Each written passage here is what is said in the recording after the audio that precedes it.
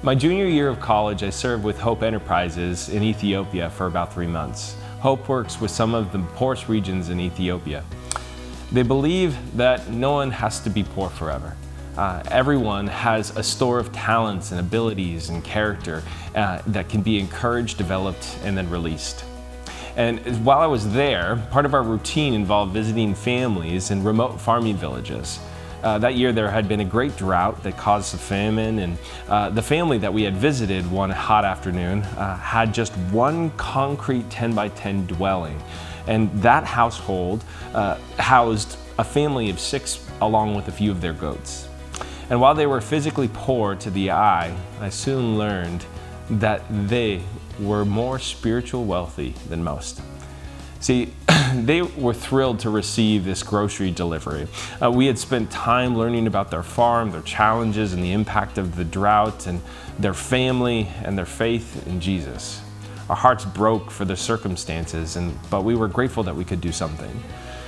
As we were about to leave, the matriarch, she blocked the doorway and she yelled at me in an Amharic, which is their mother tongue there, and saying, "You can't leave without the gift."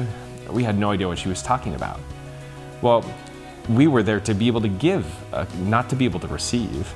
And plus they didn't have much materially to be able to give anyway, so I couldn't take this gift.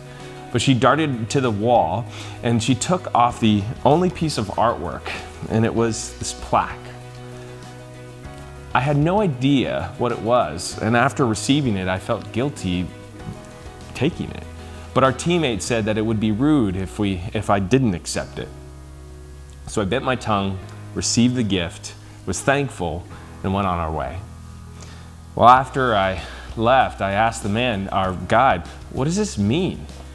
And he said, "Oh, it's Genesis 15:1. He says, 'Do not be afraid, Abram. I am your shield, your very great reward.'" See, it was then that I learned how truly rich this family was. They had no rain, they had no food, the future looked grim, but their God was their shield. And I got the chance to be a part of helping the Lord provide for his people. Today, each day brings its own form of chaos. But my hope for you, church family, is that in spite of our circumstances, that you would remember that God is your great reward.